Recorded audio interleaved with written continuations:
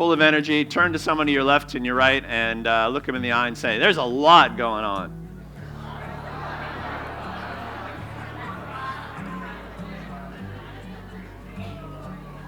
Obviously that's true.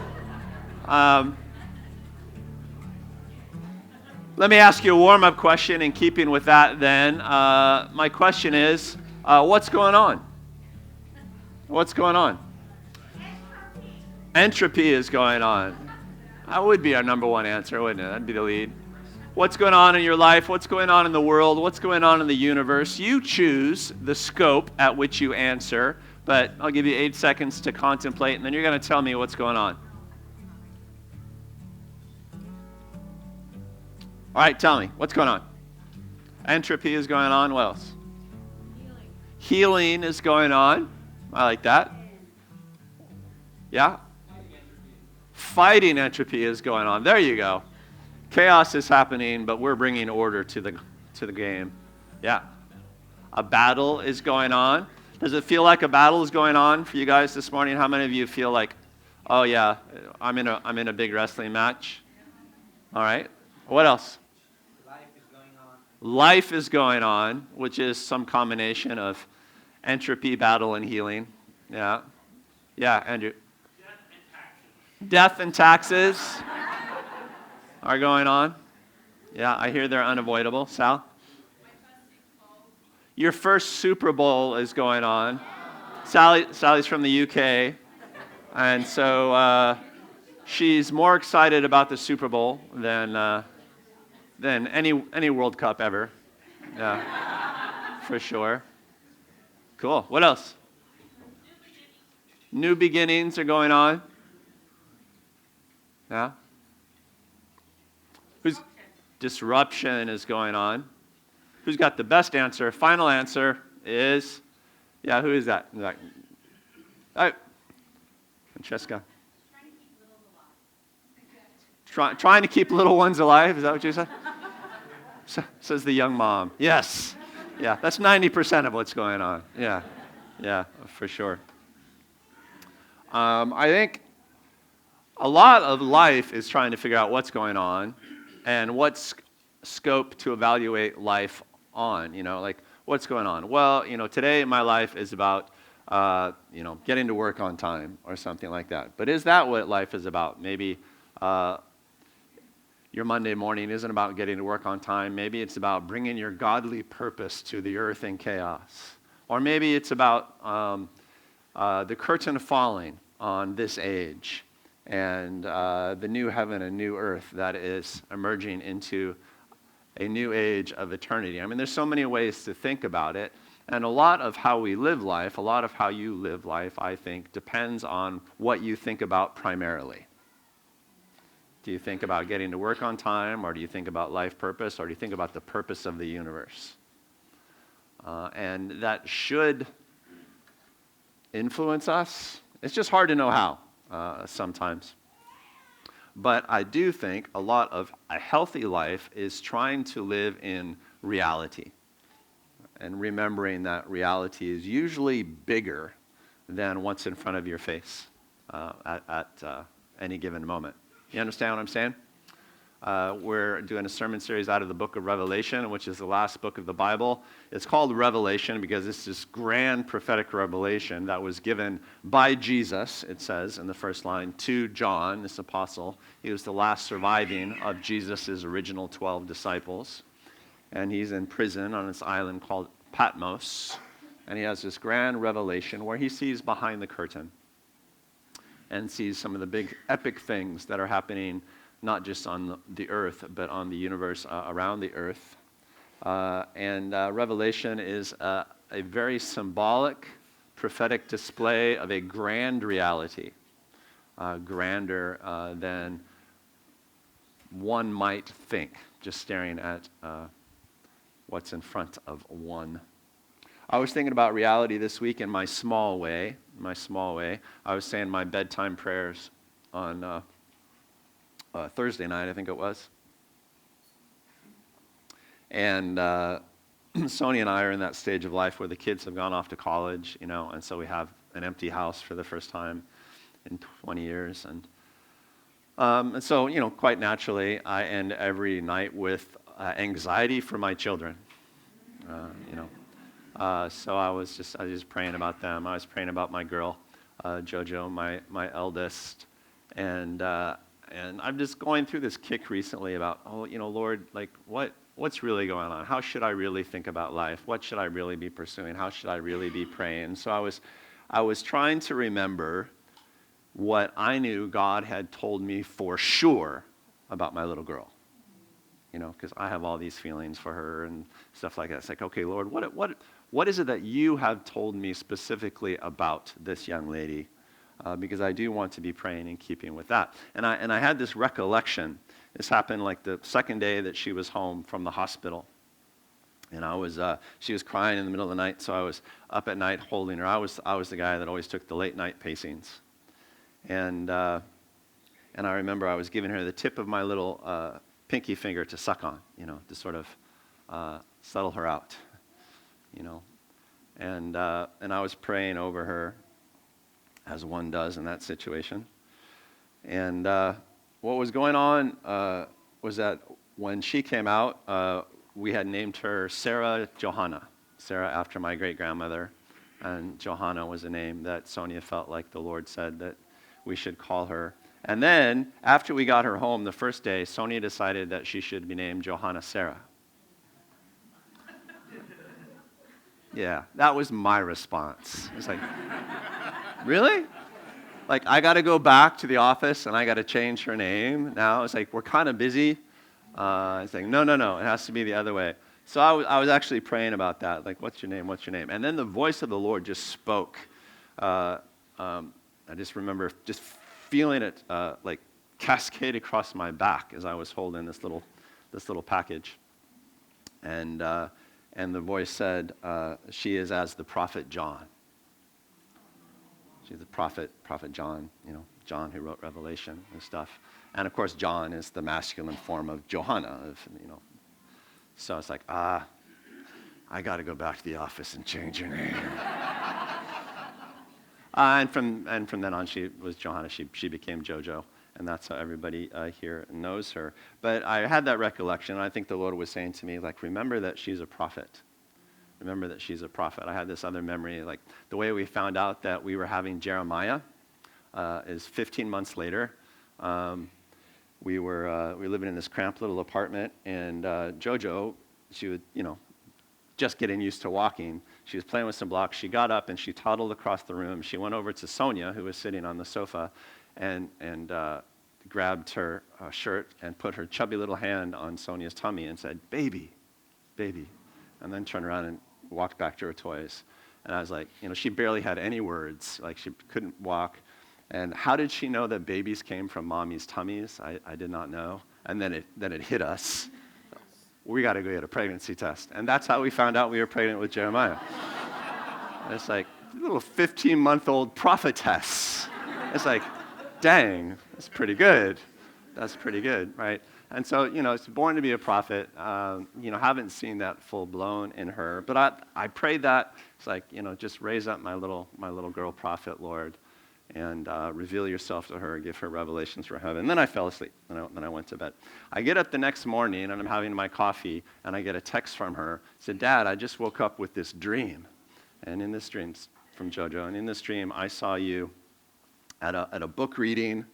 I've been really trying to double down on my writing. I feel like that's what the Lord has led me to do. And she said, "I see you at this book reading. Only you were reading from an anthology of short fiction that you wrote, which I don't normally write. And the crowd was listening to you, and I was just so proud of you, Dad, that I was just crying as you were reading that. And then I woke up in tears, and I just feel like maybe you should concentrate on writing that kind of stuff too." And so it was nice to just think that I could do anything that would make my little girl proud of me, because we're at that stage of life, right? But I felt like that's obviously confirmation of what I was praying before. Like, she's having little prophetic words. Even for me, and I feel like that was God's gift to me. So yeah, pray for your little prophet. I'd share that story because it's heartwarming. That's a nice story to pray, to share. It's the father-daughter sort of thing. but to illustrate the point that realities are always worth remembering. They're worth remembering in every relationship that we have. They're worth remembering in our families. They're worth remembering while we're on the job. They're worth remembering while we're at church or in the gym or whatever else is going on. That there's always something that God had in mind from the beginning for you and for everyone around you in every situation, from the smallest person to the grandest earthly institution to the universe itself. God's realities are being worked out. He doesn't forget. He always remembers. We sometimes do forget. We sometimes don't remember. And it is a worthy exercise to try to peer behind the curtain on occasion, to plug into not just the drama of your life, but the drama of the ages of which your life is a part. Truly, your life is a part of the drama of the ages. God foresaw you from the very beginning. And that's a message that the book of Revelation gives us time and time again. We in the first week of the book of Revelation series, we talked about the fact that there is a big reality behind the curtain and what that means. There's a big reality called death, into which we are all heading, but it need not be permanent. And that's a good way to start thinking about life and Revelation. Last week we talked about the necessity of being real about our weaknesses. That's a good way to begin to live life with God. John gets a dictation from Jesus of messages for 7 churches throughout Asia Minor, and we went through several of those messages. Basically, the Lord just speaking to churches, to groups of believers, and saying, hey, you're doing great over here, but over here, you're not doing so great. And be careful, or that will get you. That will come back and bite you in the akole. It counts. Don't be the sort of person who goes through life content with your strengths while ignoring your weaknesses, because the enemy only needs one weakness to take you down, to ruin your testimony or to snare your life. And this week we're going to take a look at chapters 4 and 5 in the book of Revelation, which has a lot to do with it's the beginning of the grand revelation of the drama of the ages. And I'm going to do it in a weird way that's going to require some patience and attention from you guys. In other words, it probably won't work. I'm going to read the entirety of Revelation 4 and 5. And they're both fairly short chapters. They read like symbolic poetry. Right? They're these landscapes, only they're heavenly landscapes, and they're filled with wild-looking creatures and trumpets and lightning and thunder and stuff like that. So I'm going to read them, and then I'm going to interpret the symbolism as I go. If you're used to interpreting symbols, if you're used to interpreting dreams or prophecies and stuff like that, you could probably read these chapters and understand them fairly easily. But I understand that not all of us are. And people read the book of Revelation and it trips them out. They're like, what? This looks like some sort of surreal painting from Dali or something. But no, it's sort of a symbolic code that is meant to illustrate things for us. And what we see in Revelation 4 or 5, nothing less than visions of the headquarters of heaven, the throne room of God. In the book of Revelation, the throne room of God is not like, the high lofty place where we go when we die. The throne room of God is like headquarters for all that exists. It's not the high sort of lofty attic to the house. It's the center of everything. And so we're getting a picture of that. Are you ready? All right, so John is having a chat with Jesus. It's been very impressive. He just gets these 7 messages that he delivers to these 7 churches. And then here's how it goes. After this I looked, and there before me was a door standing open in heaven. So his vision continues. He's kind of just been on earth, and now he looks up and he can see into the next realm. The door has been kicked open. Very cool. And the voice I heard first speaking to me, Jesus' voice, like a trumpet, said, "Come up here, and I will show you what must take place after this." Now let me show you what's next. "At once I was in the Spirit." In other words, he's like out of his body. He's transported. He's having this out-of-body experience. "And there before me was a throne in heaven with someone sitting on it." Bonus question, throne in heaven, who's sitting on it? You guys are great Christians. Nothing gets by you. "And the one who sat there had the appearance of jasper and carnelian, like a gemstone, shiny and translucent and otherworldly. A rainbow resembling an emerald encircled the throne." Some sort of rainbow-type light. You get the impression that John is struggling to find language to describe exactly what he saw, but it's shiny, it's luminescent, it's otherworldly. Surrounding the throne were 24 other thrones, and seated on them were 24 elders. They were dressed in white and had crowns of gold on their heads. So what you're seeing here is like the headquarters of the universe, and of course God is at the center of it all. Well, that's not terribly surprising, but God at the center of it all, it's not just his being, it's like he radiates outward everywhere. That's kind of what John is trying to say, in a way that's visible and palpable. "And around his throne are 24 other thrones." 12 is the number of government in the Bible, in Hebrew lore. And so 24 would be like the government of everything. It's not just God's government, but it's the world's government besides. It's like, so this 24 thrones around the throne of God equals all other authorities in the universe are there with God. He like controls them. They're wearing crowns and robes, so this sort of identifies them as, imagine all sources of authority in the universe, and they're all just looking at God for direction. That's the idea that the passage is trying to get across. "From the throne came flashes of lightning, rumbling, and peals of thunder." So it's not just that God speaks, it's that his being affects. That's the picture. "Before the throne, 7 lamps were blazing. They're the sevenfold Spirit of God.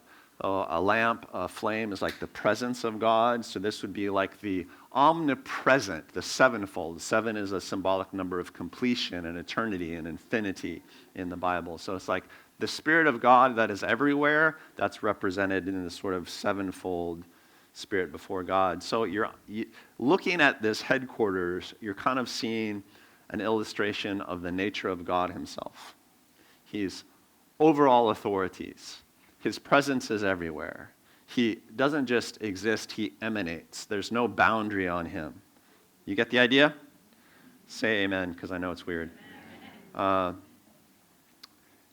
before the throne, there was what looked like a sea of glass, clear as crystal. In other words, there is no boundary under God. He can sort of see through everything, right? To God, all things are transparent. I'll pause here for a second and say, as I mentioned before, this is one of the favorite passages of the Bible for my family, because when my son Jeremiah was 4 years old, he got up one morning, came out and said, "I had a dream."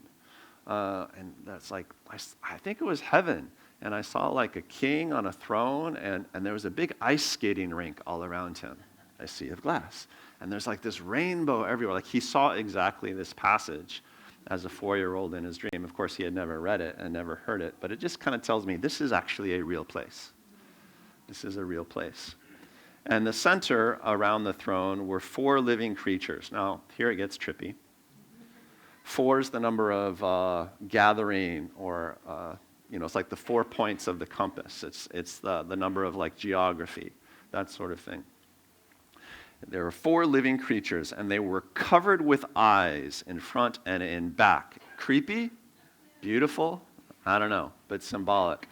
What that means is these creatures were embodiments of omniscience. Eyes everywhere means I see everything. So these were the creatures of God sees everything. Do you understand how this works? The first living creature was like a lion.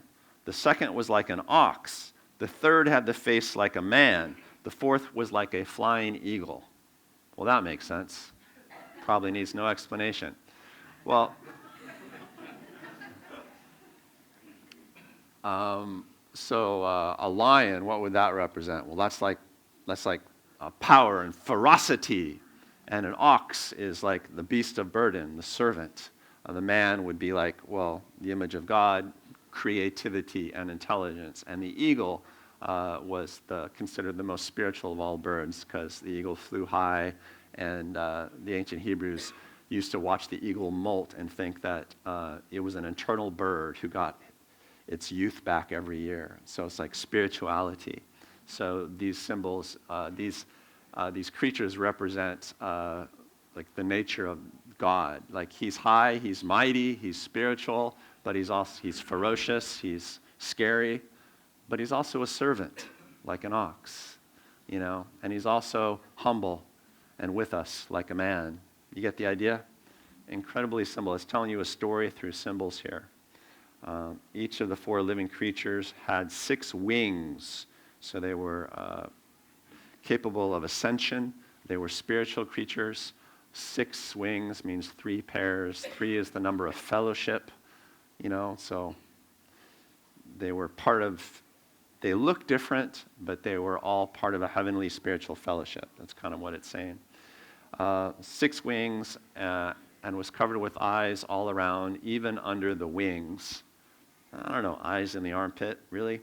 Day and night, they never stopped saying, "Holy, holy, holy is the Lord God Almighty, who was and is to come." It's like they're declaring the nature of God. God is different. God is different. And whenever the living creatures give glory, honor, and thanks to him who sits on the throne and who lives forever and ever, the 24 elders fall down before him who sits on the throne. And they lay their crowns before the throne and say, "Worthy, you are worthy, O Lord our God, to receive glory and honor and power, for you created all things, and they exist because you created what you pleased." So there's sort of this constant declaration in heaven. God's creation echoing back, reflecting back to God, that he created it, and that it was a joy to him to do it, that it's a good creation and a good fellowship that creation has with God, that the creatures of God creation, that he sees all of them. And this is just the environment of heaven, right? The headquarters is an extension of God himself. Right? It's not that he gives orders, it's that he kind of is the headquarters. It's like the walls of heaven pulse with the heart of God. The creatures of heaven. It's not like God doesn't just inhabit a physical space. Wherever God is, he creates life, and the life reflects the nature of God and extends it. It's a very holistic sort of environment. We are far too limited in the way that we think about space and time and beings. There are no boundaries as we normally understand them. And the authorities of heaven and the universe, the 24 elders, are constantly recognizing that God created it all, that things only make sense because God decided they would make sense. This is creation recognizing the sense and authority and meaningfulness of the Creator. And the 24 elders, they lay their crowns before him and say, "Worthy, O Lord, to receive glory and honor and power. You created us. We make you happy." That's the first part of it. And then comes chapter 5. Then, this is John speaking, "I saw in the right hand of him who sits on the throne a scroll with writing on both sides and sealed with 7 seals." So in that day and age, if you saw a king with a scroll, you would think that it was a decree, right? An executive order, one might say. And it was sealed up, meaning that it was a message for a special person. Like the king would send a decree to a governor somewhere, and then the governor would open the decree, and then it would become law, and everybody would have to obey it. So this is kind of a symbolic picture of the will of God that hasn't unfolded yet. It hasn't been unfolded yet. But if you are in heaven and God is about to make a decree, you pay attention. So that's what's going on here. And I saw a mighty angel proclaiming in a loud voice, "Who is worthy to break the seals and open the scroll?" How does God's will become manifest in the universe? But no one in heaven or on earth or under the earth could open the scroll or even look inside it. So it's a picture, a momentary picture of God's will being thwarted. You know, there's still more to the story to come, and it hasn't unfolded yet. And John says, I wept. I wept and wept because no one was found who was worthy to open the scroll or look inside. That's actually my favorite line of these chapters. It's like, if you saw things in reality, and it looked to you for a moment that God's will would be thwarted, that the Creator, the guy who did everything, who is everywhere and sees all and has all knowledge, if it occurs to you in reality that his will might not unfold as it should, you just break down and weep. The tragedy of it is so epic, you know. And I think of myself, because sometimes I know what God wants me to do, but I don't want to do it. And then what I do in my holiness is I complain at God. That's just me. I know you're all better Christians. But if we could really see things as they truly are and feel the presence of God, as John was feeling the presence of God in this moment, then just the hint that God's will would not be done automatically drives you to your knees in despair. And we see him, it says, weep and weep. He just came undone. He's like, oh my gosh, this is the worst thing that ever happened. We are sunk. This is terrible. I love that. Then one of the elders said to me, do not weep. See, the Lion of the tribe of Judah, the Root of David, has triumphed. He is able to open the scroll and its 7 seals. Bible quiz, who is the Lion of the tribe of Judah and the Root of Jesse? Jesus. So this is Jesus of Nazareth. This is this historical figure that now re-enters the story here, not as the revelator, but as a character in the drama that John is seeing in headquarters. And everybody who would be reading the book of Revelation around, Asia Minor or in the persecuted world would be, oh, that's him. That's our Jesus of Nazareth. That's the guy that just died and was resurrected. Like, oh, human history now is entering it. Like, we know that guy, and he's in heaven. And then I saw a lamb looking as if it had been slain. Who's that? So we're just kind of describing Jesus here. Standing in the center of the throne, meaning the space, encircled by the 4 living creatures and the elders. We're used to throne rooms that kind of have a throne on one wall, but in heaven the throne is in the middle of everything, and everything in the universe emanates outward from there. And so suddenly Jesus is right at the center of the universe, which in itself is a big message to the suffering Christians of the world. This tremendous figure, this person who has authority to unfold the will of God for the universe, he walks into the frame looking like a lamb who has been slain, or some translations would say like a slaughtered lamb. He is just beat up and desecrated, which is an interesting way for the king, the authority of heaven to look. He's encircled by the 4 living creatures and the elders. He had 7 horns and 7 eyes, which are the 7 spirits of God sent out into all the earth. Horns represent authority. Eyes represent knowledge or seeing or wisdom.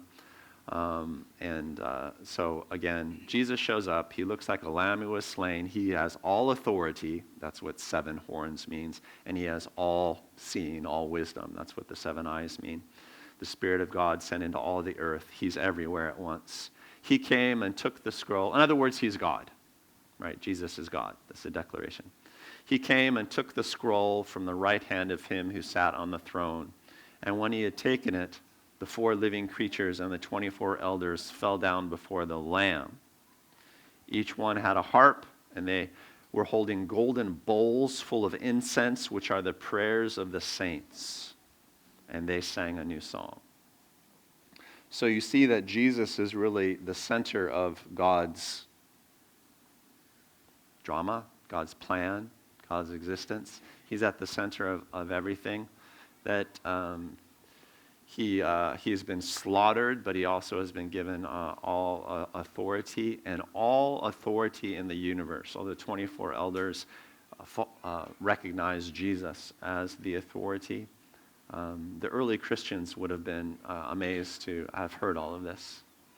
They were still trying to figure out the scale of the drama.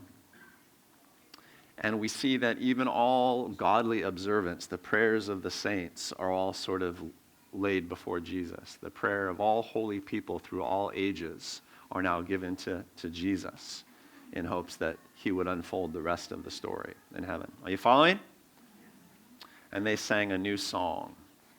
And they said, "You are worthy to take the scroll and break its seals and open it, for you were slaughtered, and your blood has ransomed people for God from every tribe and language and people and nation." Like, we're 2,000 years into Christianity now, but I just want to point out what a weird statement that is. You are worthy to unfold the rest of God's plan, for you were slaughtered. Okay, that makes no sense. Because if someone gets slaughtered, that's typically a defeat. That's a bad thing. But there's something about Jesus' death that gives him authority and lets him use that authority to ransom people, to rescue people. It means literally from everywhere in the world. Every people, every nation. He is not Lord of the Jews. He is Lord of everything. In other words, that would have been a shock to a lot of these early Christians. And you have caused them to become a kingdom of priests for our God. Everybody whom the Lord rescues becomes a priest, becomes a minister, and they will reign on the earth. The people who follow Jesus will eventually have authority over all the earth. How does that sound? Sit up straight. People who follow Jesus will reign over the earth. Why? Well, because Jesus was slaughtered. There's some way in which his suffering and his death entitles him to unfold the rest of the story now. And that's just, it's a little bit bizarre, right? And somehow we become his priests along the way. Then I looked and heard the voice of many angels, numbering thousands upon thousands, and 10,000 times 10,000. 1,000 thousands. 1,000 is a million. It's like one math major. Millions upon millions of angels are now talking. It just tells you that the universe is teeming with life. It is not a vast emptiness now. It is teeming with life. And they encircled the throne and living creatures and the elders, and in a loud voice they sang, "Worthy is the Lamb who was slain to receive power and wealth and wisdom and strength and honor and glory and praise." And what makes them worthy? Suffering. His suffering. His suffering and his death. Then I heard every creature in heaven and on earth and under the earth and on the sea and all that is in them. And in other words, every bit of life in creation, singing to him who sits on the throne and to the Lamb be praise and honor and glory and power forever and ever. We just sang that during the worship set. The 4 living creatures said, "Amen." And the elders fell down and worshipped. Elders do a lot of falling down in heaven.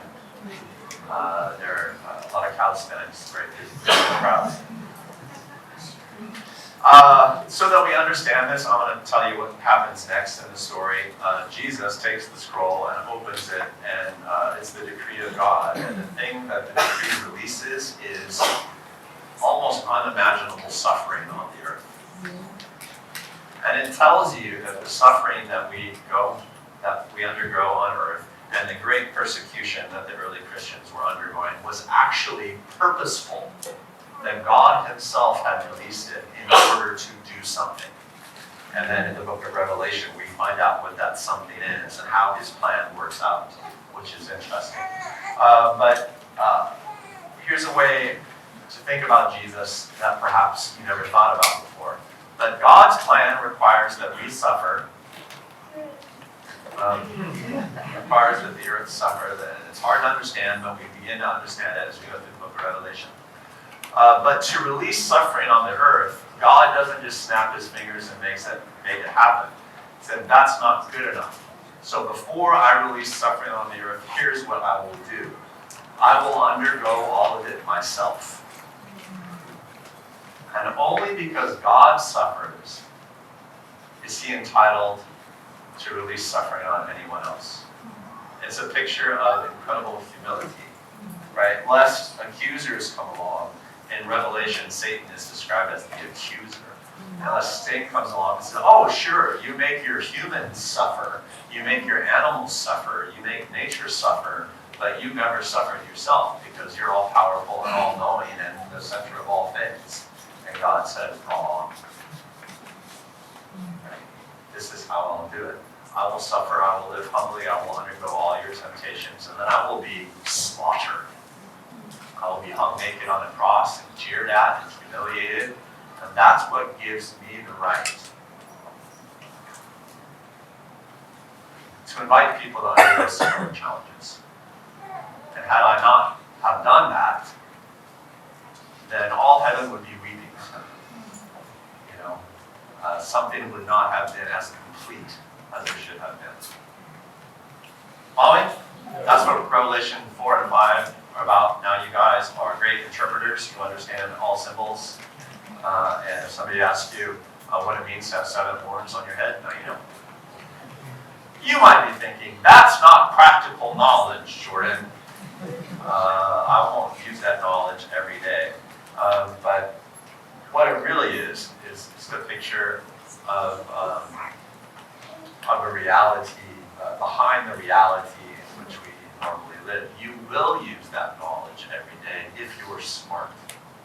If you're wise, you will go through the day with an awareness that Jesus has all authority and that the suffering that you see around you is designed to be purposeful, that the creative intent of God is in everything and everyone that you see, that sort of thing. Consider what you see and the experiences that you have on earth in terms of this absolute cosmic drama of staggering consequence and purpose. That's a lot to ask of a human being. It's going to require you to kind of be trippy. And to kind of think about weird things. Sort of let your spirit soar into the heavens. And that's a capacity that needs to be cultivated.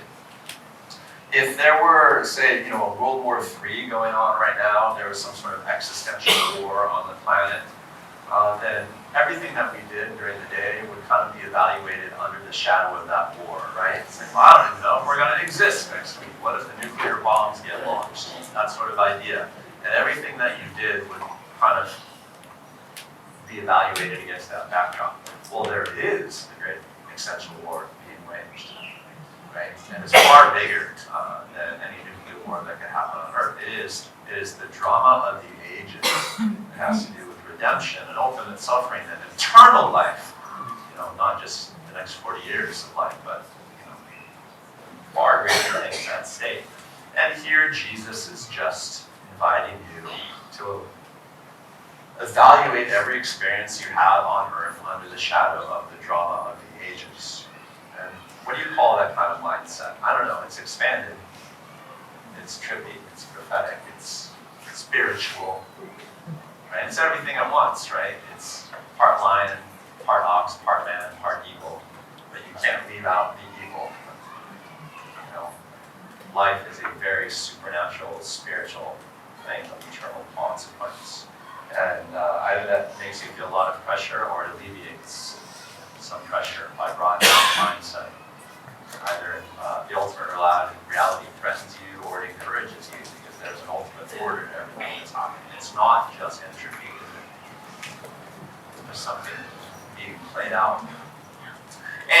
you want to boil it down to you, because you do, the suffering you're undergoing counts for a lot. It was probably authorized by Jesus. And that makes it count for a lot. You might not think so, but your prayers are collected in incense bowls in heaven, laid before Jesus. Remember this, Lord. Remember this. And that counts for a lot. If I wrote emails that God read, one, I'd write a lot of emails. Two, I'd write them carefully and with great intention and trust. And that's essentially what the incense bowls represent. Your suffering counts for a lot. Your communication, your attitude with God counts for a lot. These things get stored up, and they're actually valuable at headquarters itself, which tells you something. And any suffering that you overcome might actually get you a seat at headquarters someday. We'll read about that a little bit later in the book. So if I had a practical point to this sermon, it would probably simply be this. Don't forget reality. As you go through your life, just recall that most of it is a dim reflection of the greater reality. That every interaction you have with a human being is not just a temporary interaction, but it's a temporary interaction that could very well have eternal results. And every time you get frustrated by a disappointment in life, there is grief in it, but there is also undoubtedly purpose in it. Don't forget what reality is. You say your bedtime prayers. Just stop and think, okay, so what do I know is really going on? What's really going on? Because I think the main challenge that most of us have is that we live in a small fraction of reality. And that makes us a small fraction of what we should be as people.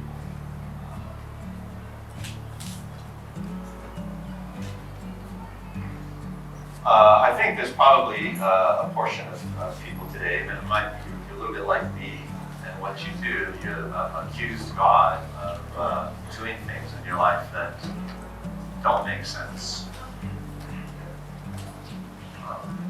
And the reason they don't make sense is because you don't see the complete picture. So I'm going to give you 30 seconds to think about that, and about the complaints that you made to God about things that don't make sense.